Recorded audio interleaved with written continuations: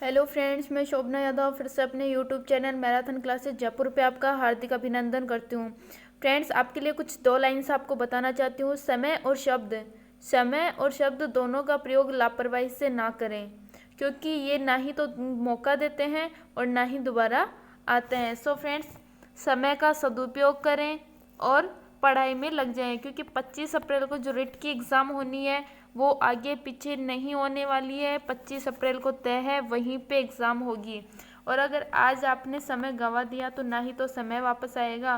और अगर आपको अगर कोई गलत शब्द बोल रहा है या फिर आप किसी को अपशब्द अपशब्द प्रयोग कर रहे हैं किसी के प्रति, तो वो नहीं करनी चाहिए, क्योंकि अपशब्द और समय दोबारा अपने को मौका नहीं देते हैं। सो फ्रेंड्स, बने रहिए मेरे YouTube channel marathon classes Jaipur पे, और चैनल को सब्सक्राइब नहीं किया तो चैनल को सब्सक्राइब कर ले और पास में लगे बेल आइकन को ज़रूर प्रेस करें, ताकि वीडियो की नई नोटिफिकेशन आपके पास तक पहुंच जाएगी। वीडियो अच्छा लगे लाइक करना और शेयर करना कभी मत भूलना। सो स्टार्ट करते हैं आज का अपना साइकोलॉजी का यूनिट नंबर 4 का जो टॉपिक है अधिगम। अधिगम, तो इसका अर्थ क्या होता है? अधिगम का अर्थ होता है सीखना। सामान्य अर्थ सीखना होते हैं नवीन अनुभव प्राप्त करना, व्यवहार में स्थायी परिवर्तन। अगर अपना नवीन अनुभव प्राप्त करेंगे तो कुछ ना कुछ उससे सीखेंगे, तो भी क्या होगा?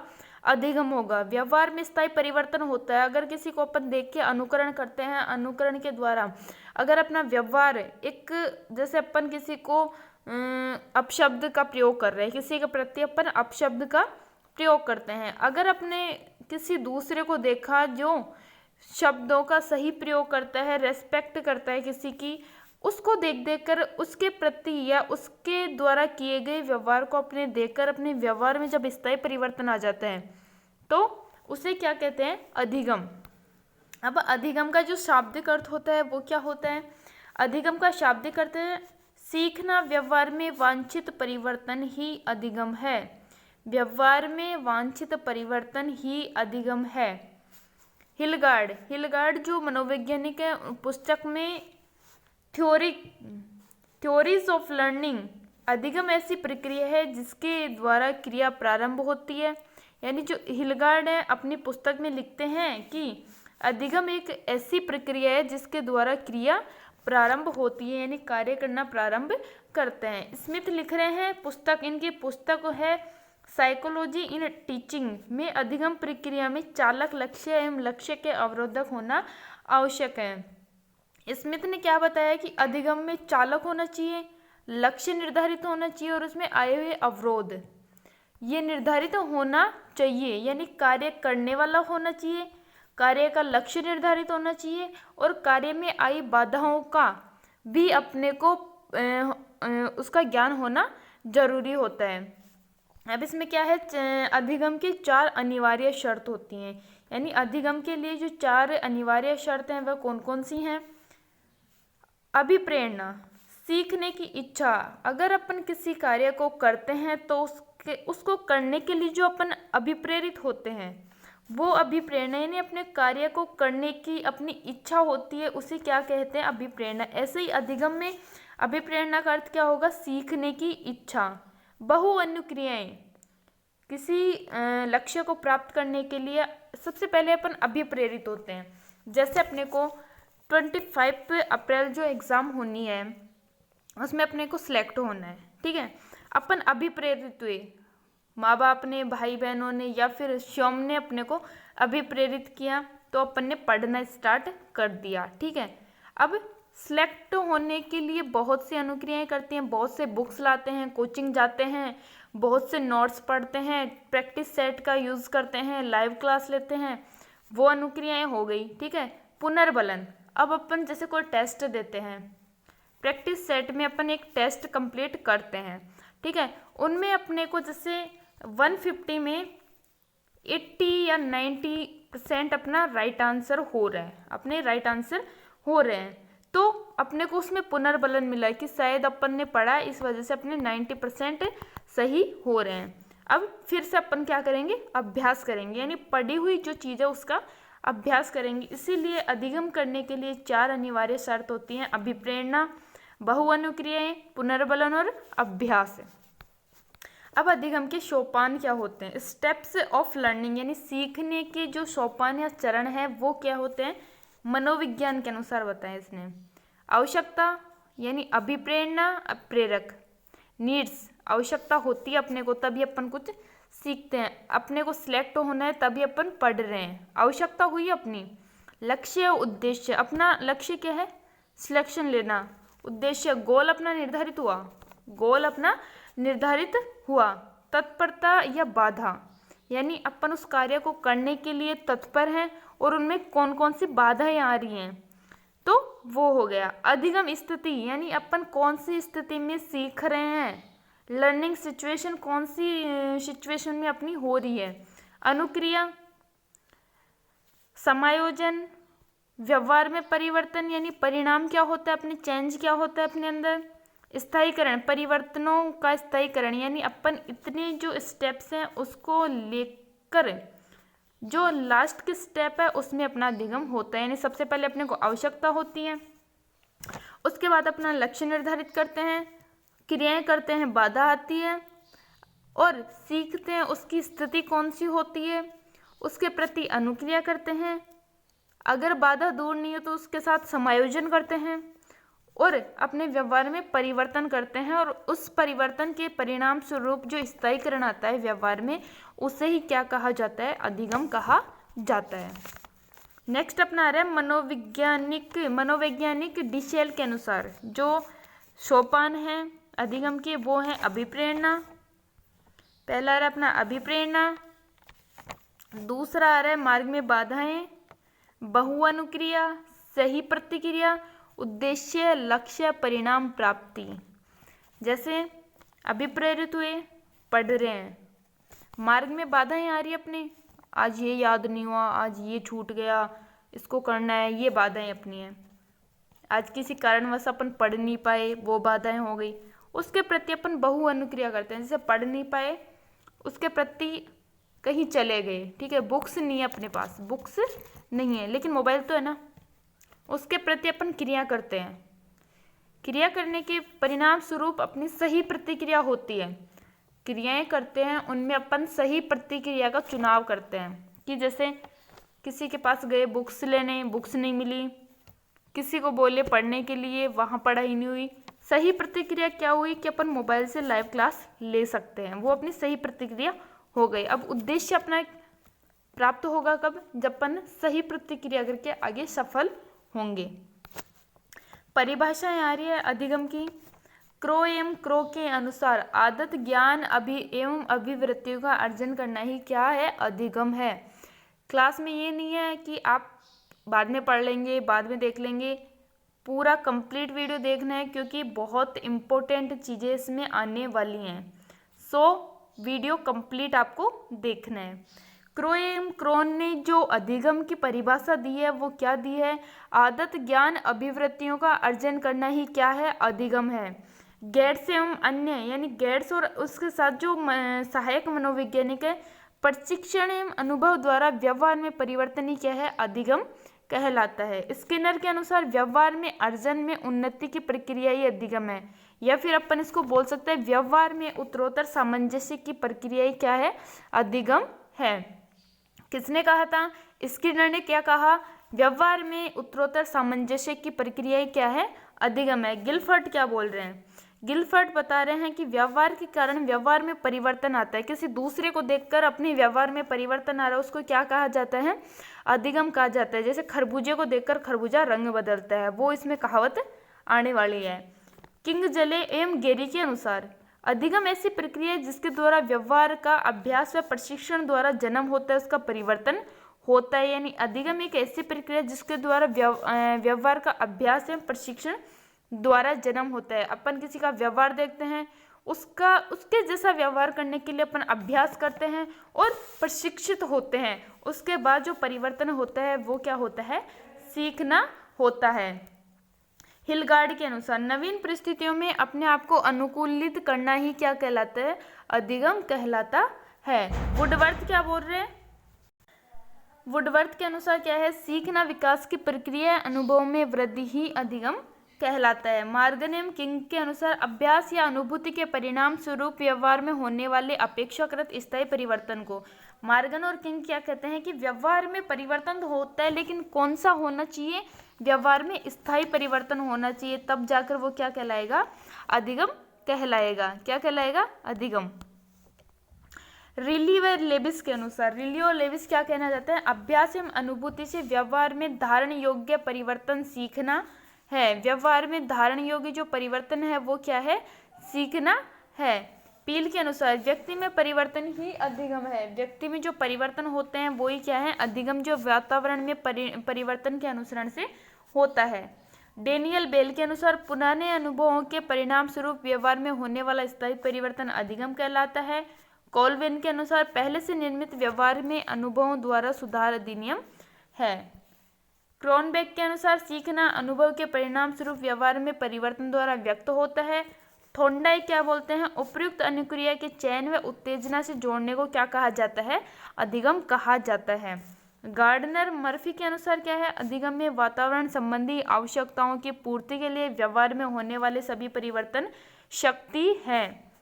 पावलिये के अनुसार अनुकूलित क्रिया के परिणाम स्वरूप आदत का निर्माण ही क्या कहलाता है, अधिगम कहलाता है। क्या कहलाता है, अधिगम कहलाता है। इसमें आपको याद करना है किस किस की, मैं आपको बता देती हूँ। क्रो एम क्रो की, गेट्स एम अन्य की, स्किनर की याद करनी है, गिलफर्ट की याद करनी है, हिलगार्ड की आपको याद करनी है, वुडवर्थ की याद करनी है, और डेनियल बेल की आपको याद करनी है, कोलविन की आपको याद करनी है, पावलियर और थॉर्नडाइक और गार्डनर मर्फी की आपको याद करनी है, और शायद याद हो चुकी होगी।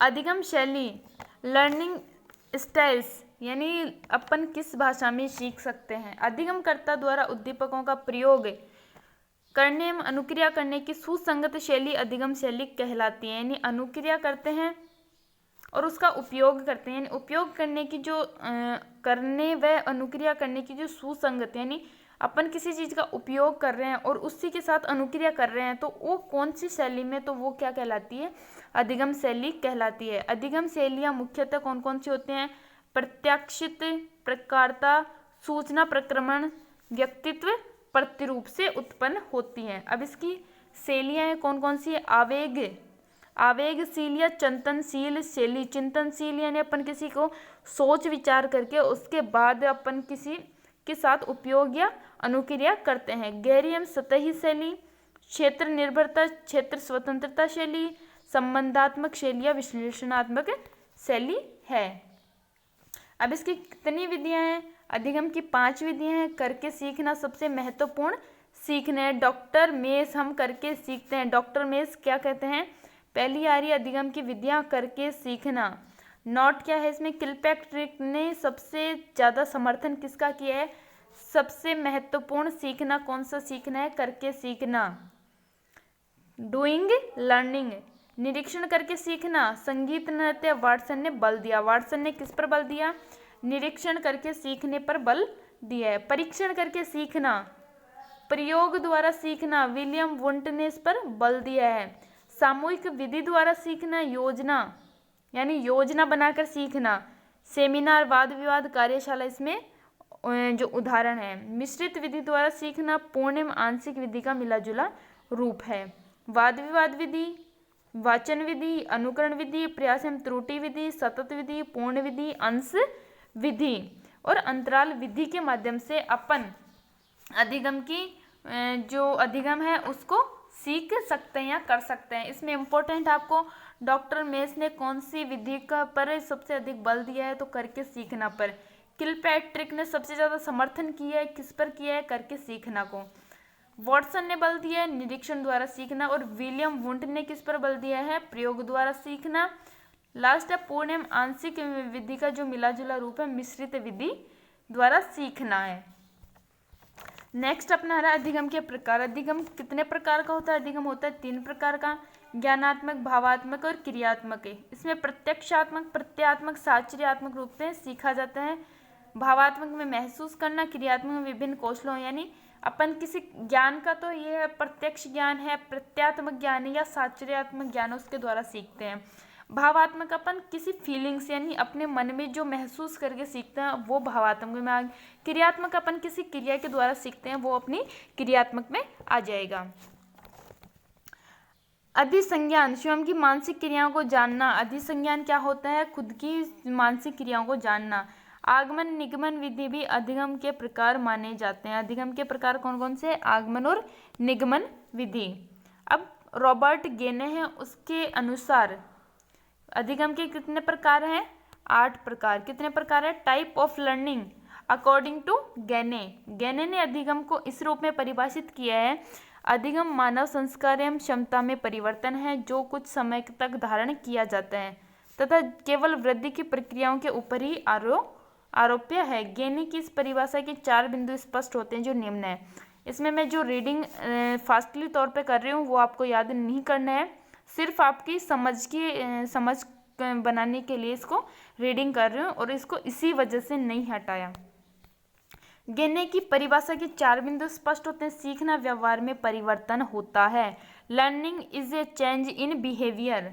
व्यवहार परिवर्तन संभाव्य हो सकते हैं। व्यवहार व क्षमता में होने वाले परिवर्तन दीर्घकालिक नहीं होते हैं। अधिगम शब्द का प्रयोग क्षमताओं में होने वाले उन परिवर्तनों के लिए नहीं होता जो परिपक्वता के कारण होते हैं। ये रॉबर्ट गेने की जो परिभाषा है उसके अंदर स्पष्ट होते हैं।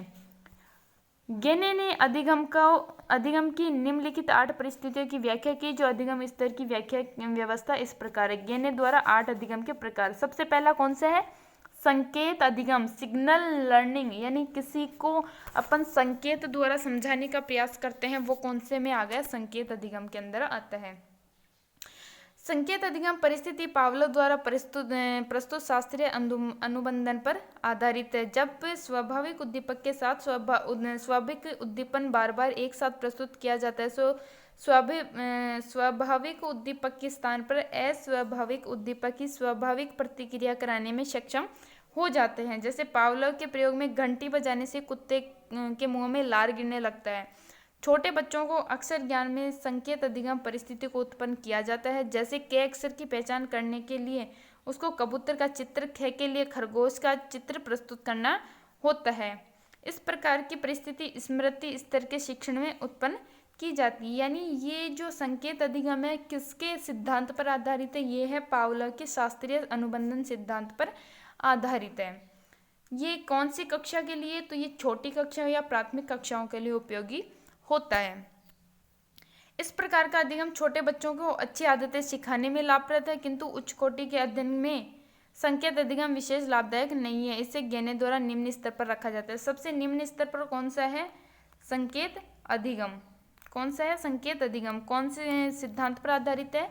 ये है शास्त्रीय अनुबंधन सिद्धांत पावलोव के ऊपर आधारित, जो प्राथमिक कक्षाओं के लिए उपयोगी है। दूसरा है उद्दीपक अनुक्रिया अधिगम। ये किसके अंदर? गेने द्वारा वर्णित द्वितीय प्रकार का अधिगम उद्दीपक अनुक्रिया अधिगम है, जो थॉर्नडाइक का प्रयास एवं त्रुटि पर स्थिर आधारित है। स्किनर के क्रिया प्रसूत अनुबंधन तथा किम्बल के साधनात्मक अधिगम के समान है। गेने के प्रथम प्रकार के संकेत अधिगम के विपरीत इस प्रकार के अधिगम में विशिष्ट उद्दीपक के प्रति अपेक्षाकृत निश्चित एवं यथार्थ होती है। ये उद्दीपक अनुक्रिया कौन कौन से पे? स्किनर के, थॉर्नडाइक के और किम्बल के साधनात्मक अधिगम के सिद्धांत पर कार्यरत है। उदाहरण बताना जरूरी हो गया। उदाहरणतः अपने गले में बंधे पट्टे और जंजीर के स्वामी के द्वारा दिए जाने वाले विशिष्ट झटकों के प्रति कुत्ता विशिष्ट अनुक्रियाएं सीखते हैं। इसके लिए उसको पुरस्कार एवं प्रशंसा मिलती है, परंतु बाद में उसके गले में न तो पट्टा बंधा होता है और न ही जंजीर का प्रयोग किया जाता है। फिर भी वह स्वामी के मौखिक आदेश मात्र से बैठने, खड़े होने, लेटने आदि की अनुक्रिया करता है और यह अनुक्रिया निश्चित, यथार्थ एवं उत्तम होती है। इस प्रकार की सही अनुक्रिया से नवीन व्यवहार सीखने से उसे आगे के लिए पुनर्बलन मिलता है। थॉर्नडाइक का प्रयास एवं त्रुटि अधिगम भी इसी श्रेणी का अधिगम है। इस प्रकार के अधिगम से शाब्दिक दक्षताएं बालकों को सिखाई जाती है। इसमें यही बताना चाह रहा है कि जो कार्य अपन, जैसे कुत्ता है उसको बांध के रखते हैं, ठीक है, उसमें जैसे अपन वो भाग रहा है उसको हिलाते हैं, जंजीर को, पट्टे को हिलाते हैं तो वो रुक जाता है या फिर बैठ जाता है, जो भी है। और वो अगर उसके गले से बाद में हटा दिया जाए तो वही अनुक्रिया वो बाद में करेगा। श्रृंखला अधिगम। तीसरा प्रकार है दो या दो से अधिक उद्दीपक अनुक्रिया संबंधों के साथ साथ जोड़ा जाता है। अधिगम में व्यक्तिक संबंधों के क्रमानुसार संबंधित किया जाता है। श्रृंखला से आशय व्यक्तिक संबंधों का क्रम से उपस्थित होना है। यह अधिगम दो प्रकार का होता है, एक शाब्दिक अधिगम, दूसरा गामक श्रृंखला अधिगम। गुथरी ने सन 1955 में गामक श्रृंखला अधिगम का वर्णन किया और अनेक उदाहरण द्वारा स्पष्ट किया। ये इंपॉर्टेंट आपको याद करना है। श्रृंखला अधिगम कितने प्रकार का होता है? दो प्रकार का होता है, एक शाब्दिक श्रृंखला अधिगम, दूसरा है गामक श्रृंखला अधिगम। गुथरी ने 1955 में गामक श्रृंखला अधिगम का वर्णन किया था। एक उदाहरण निम्नलिखित है। जब बालक जिसने दरवाजा खोलने की श्रृंखला को नहीं सीखा, उद्दीपक अनुक्रिया संबंध दरवाजा खोलने की क्रिया को स्पष्ट करते हैं। हाथ में चाबी, ताले को देखना, ऊपर की सीधे में चाबी का निरीक्षण करना, उस ताले में डालना जब तक कि वह पूर्ण रूप से अंदर न पहुंच जाए, इस चाबी को दूसरी ओर घुमाना जब तक कि वह पूरी तरह न पहुंच जाए, खुले दरवाजे को धक्का देना, ये सीखता है। इस संबंध में ध्यान देने योग्य बातें हैं कि जब व्यक्ति श्रृंखला को पूर्ण रूप से नहीं सीख जाता तब तक वह पूर्ण रूप से हो सकता है। यह एक क्रमबद्ध प्रक्रिया होती है। यह स्थिति तब होती है जब संकेत और उद्दीपक अनुक्रिया अधिगम दोनों से परिचित हो जाता है। ये इसमें कुछ समझने वाली बात नहीं है, रीडिंग मारोगे, अगर सुना है तो भी समझ में आ गया होगा। रॉबर्ट गेने ने दो प्रकार के श्रृंखला अधिगम की व्याख्या की है, शाब्दिक और अशाब्दिक श्रृंखला अधिगम। शाब्दिक श्रृंखला अधिगम कौन सा होता है? अध्यापक विषय वस्तु को एक क्रम में प्रस्तुत करता है और जिसमें अधिगम स्थानांतरण में सुगमता होती है। अशाब्दिक कौन सा होता है? जिसमें अधिगम में चित्रों द्वारा अन्य दृश्य साधनों को क्रमानुसार प्रस्तुत किया जाता है, जैसे किसी जीव के भरण से वयस्क तक के विकास की अवस्थाओं एवं चित्रों को एक क्रम में प्रस्तुत किया जाता है। शाब्दिक साहचर्य अधिगम चौथा प्रकार आ गया, किसके द्वारा? रॉबर्ट गेने द्वारा। इसमें इम्पोर्टेंट क्या है? अधिगम चौथा प्रकार है। अधिगम में शाब्दिक अनुक्रिया क्रम की व्यवस्था की जाती है। शाब्दिक इकाई को सीखने के लिए उससे पूर्व की इकाई सहायता प्रदान करती है, जबकि जटिल शाब्दिक श्रृंखला के लिए व्यवस्था क्रम एवं संकेत का कार्य करता है। अंडरवुड ने इस अधिगम परिस्थिति को मानव अधिगम से अधिक महत्वपूर्ण माना है। वाचिक श्रृंखला अधिगम परिस्थिति से जटिल व्यवहारों का विकास किया जाता है। उदाहरण है कविता या संगीत के पदों को प्रस्तुत करने का विशेष क्रम। जब बालक को गेंद पहचान कर उसे गेंद कहने के साथ साथ लाल गेंद कह देता है तो 3 इकाइयों का शाब्दिक साहचर्य सीख जाता है। गेने का मानना है कि लंबी श्रृंखलाओं को छोटी छोटी इकाइयों में तोड़कर अधिगम को अधिक सफल बनाया जा सकता है। इसमें इनका कहने का तात्पर्य ये होता है कि अगर अपने को एक पैराग्राफ बच्चों को सिखाना होता है तो अपन बजाय उसको पूरा एक साथ सिखाकर उसको टुकड़ों में उसको सिखाएं तो वो जल्दी और स्पष्ट सीख जाता है। पांचवा है विभेदी अधिगम। विभेदी अधिगम आ रहा है प्रक्रिया के लिए वर्बल और नॉन वर्बल श्रृंखला पूर्व आवश्यकता है। इसमें 2 श्रृंखलाओं के विभेदीकरण की क्षमताओं का विकास किया जाता है। इस स्तर पर विद्यार्थी में उद्दीपक के प्रति विभिन्न अनुक्रियाएं करने की क्षमता विकसित होती है, जबकि दोनों उद्दीपकों मौलिक रूप से समान प्रतीत होते हैं। जैसे पेट्री डिश में रखे दोनों सफेद चूर्णों को देखने पर एक से प्रतीत होते हैं। गुणों के आधार पर विद्यार्थी पहचान सके कि कौन सा नमक है और कौन सा नौसादर है। इसके लिए बोध स्तर शिक्षण उपयोगी होता है। प्रसाद या प्रासाद शब्दों में उपयोग के आधार पर भेद पहचानिए, यानी वर्बल यानी वाचन के आधार पर उसके गुणों के आधार पर उसमें विभेद करना। प्रत्यय अधिगम। छठा है कॉन्सेप्ट लर्निंग। इस अधिगम के लिए बहुविभेदीय अधिगम पूर्व आवश्यकता है। कैंडलर ने प्रत्यय अधिगम का सर्वप्रथम उल्लेख किया है। किसने किया है? कैंडलर ने सर्वप्रथम जो उपयोग किया है या उल्लेख किया है वो किसने किया है? कैंडलर ने किया है।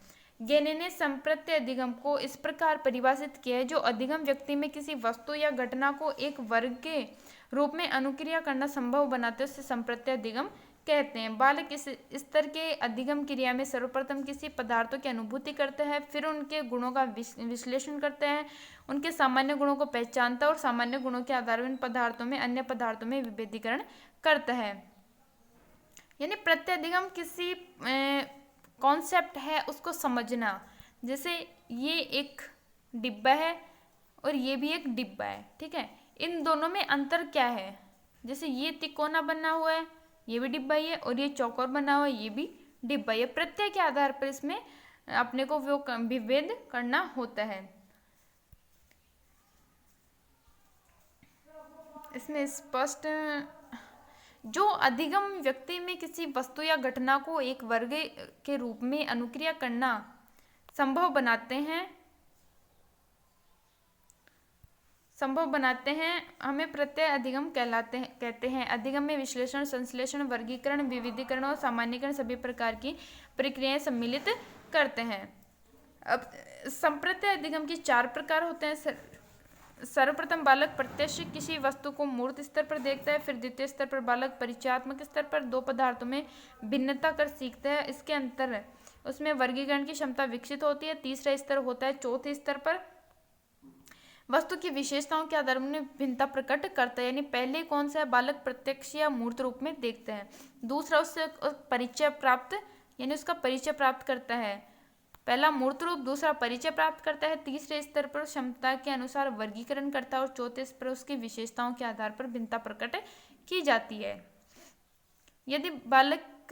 यदि बालक की दी गई संख्या सारणी में समान संख्याओं के विपरीत असमान संख्या का चयन कर लेता है तो कहा जाता है कि उसमें असमान संख्या का संप्रत्यय स्पष्ट हो गया है। अधिनियम, सिद्धांत अधिगम या प्रिंसिपल लर्निंग। अधिनियम अधिगम के लिए प्रत्यय अधिगम पूर्ण आवश्यक है। जब छात्र प्रत्यय को भली भांति ग्रहण कर लेता है तो व्यवहार का नियंत्रण इस प्रकार किया जाता है कि प्रत्ययों के आपसी संबंध को शब्दों के नियम द्वारा व्यक्त कर सके, नियम या सिद्धांत का निर्माण कर सके और शिक्षण व्यवस्था चिंतन पर की जाती है। ऐसे क्षेत्रफल दाब संप्रत्यय को समझने के लिए ऐसी परिस्थितियां उत्पन्न की जाए कि विद्यार्थी क्षेत्रफल और दाब के संबंध को नियम में व्यक्त कर सके। क्षेत्रफल अधिक होने पर दाब कम हो जाता है और क्षेत्रफल कम होने पर दाब बढ़ जाता है। ये एक संप्रत्यय है, इसके आधार पर बच्चों को सिखाया जाता है। अब लास्ट आ रहा है सबसे उच्च कोटि का माना है रॉबर्ट गेने ने समस्या समाधान अधिनियम को, और सबसे निम्न में किसको रखा है, संकेत अधिनियम को। किसको रखा है, संकेत अधिनियम को। आ रहा है अपना, इसके लिए अधिनियम अधिगम की आवश्यकता होती है, जिसके अंतर्गत केवल अधिनियमों का प्रयोग ही नहीं किया जाता बल्कि बालक अपनी मौलिकता एवं सृजनात्मकता का प्रयोग करके समस्या का समाधान करता है। इस प्रकार के अधिगम स्वरूपों के लिए चिंतन स्तर का शिक्षण की उपयुक्त होता है। जब विषय वस्तु को छात्र के समक्ष समस्यात्मक परिस्थिति के रूप में प्रस्तुत करते हैं तो बालक से समस्या को अनुभव करता है और फिर उसके प्रभावित करने वाले कारकों पर विचार करता है और समस्या के समाधान हेतु फिर निष्कर्ष निकालता है। यह समस्या समाधान के सर्वोच्च सीढ़ी है। अधिगम संबंधी विभिन्न दृष्टिकोण कौन से, व्यवहारवादी है, अनुभव के परिणाम स्वरूप व्यवहार में होने वाला परिवर्तन ही क्या है, अधिगम है, जो कहाँ से सीखता है, वातावरण से सीखता है। दूसरा है गेस्टाल्टवादी दृष्टिकोण। दूसरा कौन सा है, गेस्टाल्टवादी दृष्टिकोण, जो अधिगम संपूर्ण स्थिति की संपूर्ण प्रतिक्रिया होती है। हॉर्मिक दृष्टिकोण, इसका प्रतिपादक कौन है, मैकडूगल, विलियम मैकडूगल। अधिगम लक्ष्य केंद्रित होता है, इसमें क्या है, संपूर्ण परिस्थिति का अध्ययन किया जाता है। हॉर्मिक में क्या कहते हैं, इसमें लक्ष्य को केंद्रित में रखकर फिर कार्य किया जाता है। क्षेत्रीय दृष्टिकोण है कोर्ट लेविन। अधिगम किसी स्थिति का प्रत्यक्ष ज्ञानात्मक संगठन है, प्रेरणा कहलाती है, यानी जो अभिप्रेरणा है उसके आधार पर ये होता है। अब अधिगम की प्रकृति एवं विशेषताएं। अधिगम की प्रकृति और विशेषताएं। मैककोव के अनुसार अधिगम की निम्न विशेषताएं होती हैं। अधिगम उद्देश्यपूर्ण, उद्देश्यपरक होता है, यानी अधिगम अपन करते हैं उसका निश्चित उद्देश्य होता है। विकासात्मक प्रकार होता है, सतत परिवर्तन होते हैं, जीवन पर्यंत चलता रहता है। अधिगम सीखना जीवन पर्यंत चलने वाली प्रक्रिया। अधिगम सर्वांगीण होते हैं, अधिगम में संपूर्ण रूप से सम्मिलित होता है। ये किसके, मैककॉव के अनुसार। योकन एवं सिम्पसन के अनुसार अब इसकी विशेषताएं आ रही हैं। व्यक्ति के आचरण को प्रभावित करता है। व्यक्तिगत एवं सामाजिक दोनों प्रकार का होता है। अधिगम एक विकास होता है। अधिगम समायोजन तथा अनुभवों का एक संगठन भी होता है। अधिगम वातावरण के परिणाम स्वरूप होता है, यानी वातावरण के जैसा वातावरण है उस वातावरण में कौन सा अधिगम होता है। अधिगम क्रियाशील एवं विवेकपूर्ण सृजनशील होता है। अब इसकी अन्य विशेषताएं कौन सी हैं। सीखना नया कार्य करना है, सही है। सीखना अनुभवों का संगठन है, ये भी राइट है। अधिगम अनुमानित प्रक्रिया निष्पादन से भिन्न, यानी पहले अनुमान किया जाता है। अधिगम में सदैव अनुभव शामिल होता है, सही है ये भी। अधिगम अनुभव द्वारा अर्थ निर्माण की प्रक्रिया होती है, सही है। अधिगम समस्या समाधान प्रक्रिया एवं आवश्यकताओं की पूर्ति की वाली प्रक्रिया, यानी पहले समस्या आएगी, उसके पहले अपनी आवश्यकता होती है, उसको पूरा करने के लिए समस्याएं आती है और उसका समस्या समाधान के प्रति जो पूर्ण क्रिया होती है वो क्या होती है, अधिगम। अधिगम स्थानांतरण सही है। लर्निंग इज ए ट्रांसफरेबल, सही है। अधिगम प्रक्रिया न कि परिणाम, प्रोसेस नॉट परिमाण नहीं है। अधिगम एक प्रक्रिया होती है।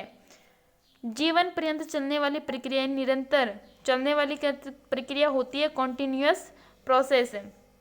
अधिगम एक परिवर्तन है, व्यवहार में प्रगतिशील सुधार होता है। अधिगम सार्वभौमिक होता है, यानी सभी जगह होता है।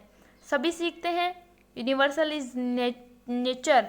अधिगम व्यक्ति एवं सामाजिक दोनों होता है। सीखना सकारात्मक नकारात्मक दोनों होता है। सीखना उद्देश्यपूर्ण होता है। गैसलो ने बल दिया, ये इंपॉर्टेंट है। गैसलो ने किस पर बल दिया है, उद्देश्यपूर्ण पर बल दिया। सीखना सक्रिय प्रक्रिया व रचनात्मक होता है। एक्टिव है ना, सक्रिय होता है इंसान सीखने में, एक्टिव होता है, और क्रिएटिव होता है। सीखना विवेकपूर्ण प्रक्रिया होती है। इनसाइटफुल होता है। अधिगम उद्दीपक एवं अनुक्रिया के मध्य संबंध स्थापित करता है। करने वाली प्रक्रिया है, स्टिमुलस एंड रेस्पॉन्स। अधिगम ज्ञानात्मक भावात्मक एवं क्रियात्मक प्रक्रिया होती है। अधिगम समायोजन प्रक्रिया भी होती है, एडजस्टमेंट प्रोसेस भी होता है। अब अधिगम को प्रभावित करने वाले कारक कौन कौन से हैं। व्यक्तिगत कारक, अभिप्रेरणा होती है, मोटिवेशन। स्किनर ने अधिगम का सर्वश्रेष्ठ राजमार्ग किसे कहा है, अभिप्रेरणा को स्किनर ने अधिगम का सर्वश्रेष्ठ राजमार्ग बताया है।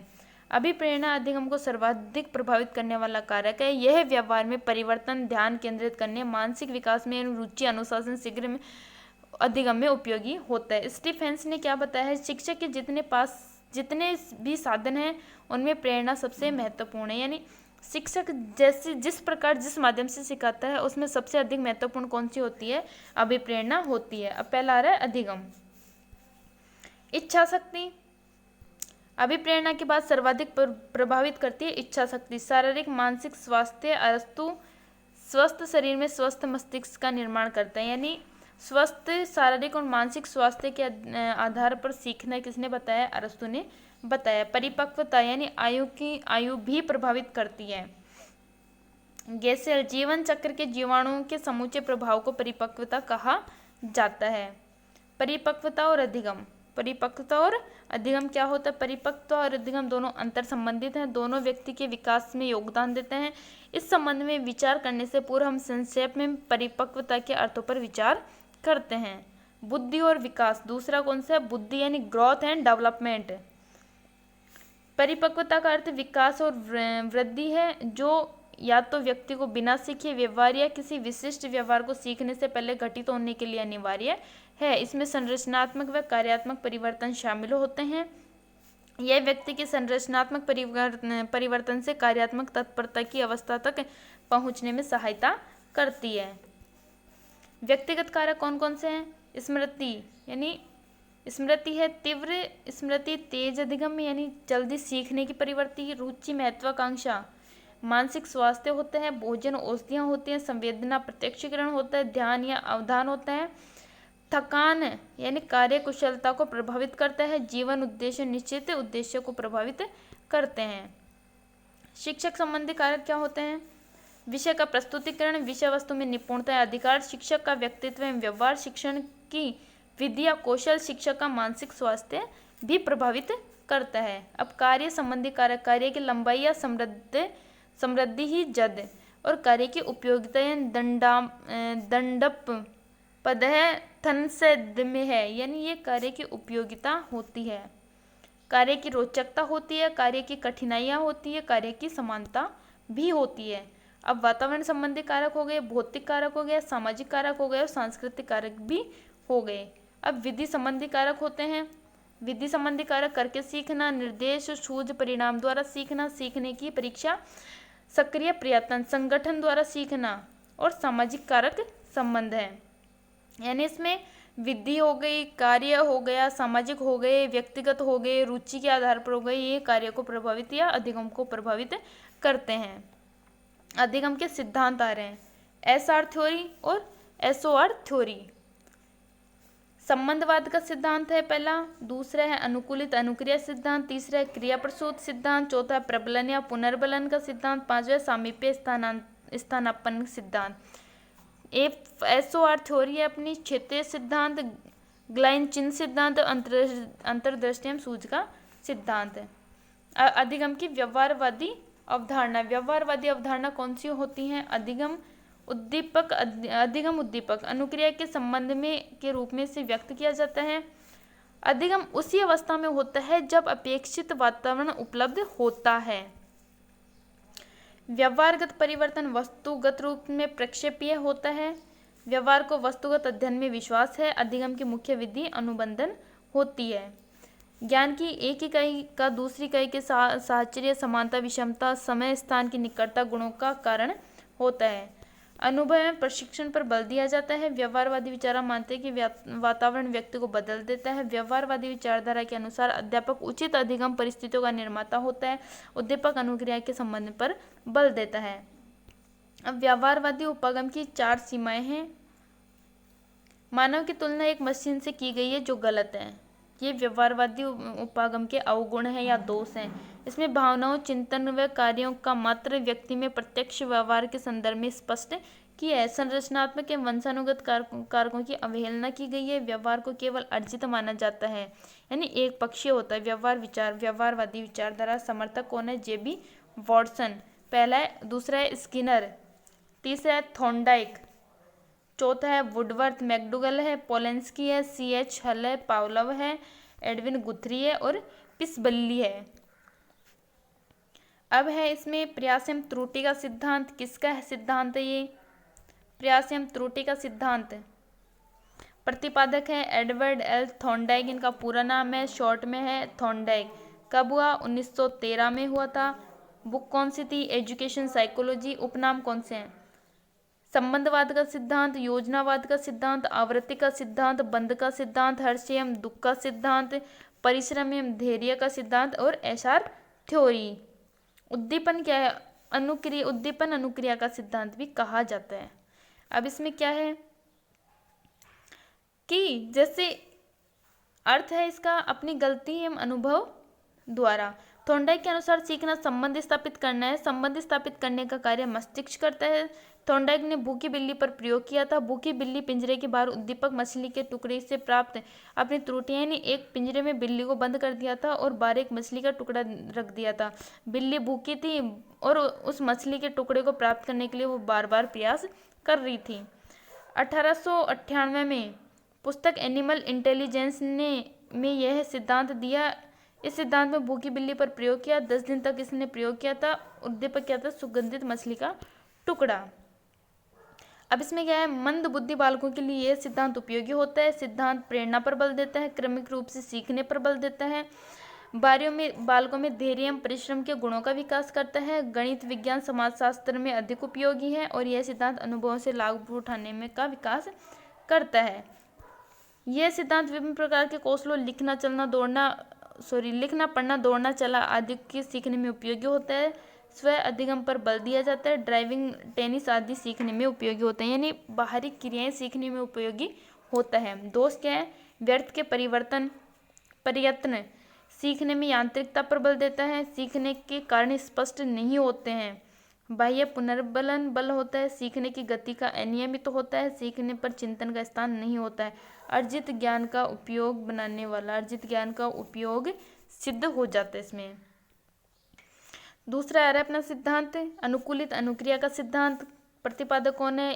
इवान पेट्रोविच पावलोव है, 1904 में इसने दिया था। परंपरागत प्राचीन अनुबंधन का सिद्धांत, संबंध प्रतिक्रिया का सिद्धांत, शास्त्रीय अनुबंधन का सिद्धांत, शास्त्रीय अनुबंधन का सिद्धांत, प्रतिवादी अनुबंधन सिद्धांत, प्रतिस्थापक सिद्धांत, क्लासिकल थ्योरी या शास्त्रीय अनुबंधन का सिद्धांत है, उद्दीपक अनुबंधन सिद्धांत है, अनुक्रियात्मक अनुबंधन उद्दीपक शास्त्रीय सिद्धांत है, अनुबंधन सिद्धांत और प्रतिक्रियात्मक अनुबंधन का सिद्धांत भी कहा जाता है। अर्थ क्या है?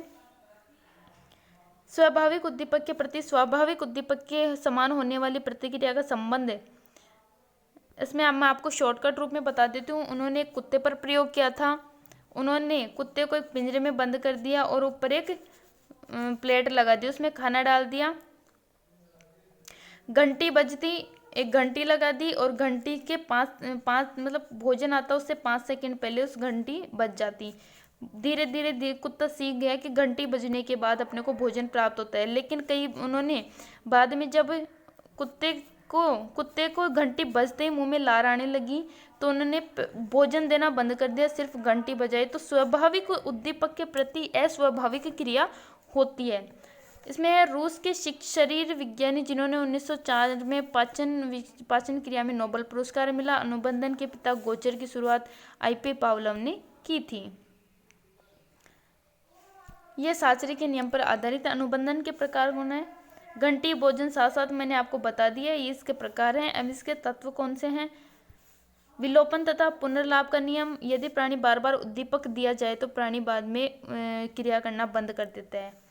उद्दीपक सामान्यीकरण का नियम। मूल उद्दीपक के प्रति की जाने वाली क्रिया।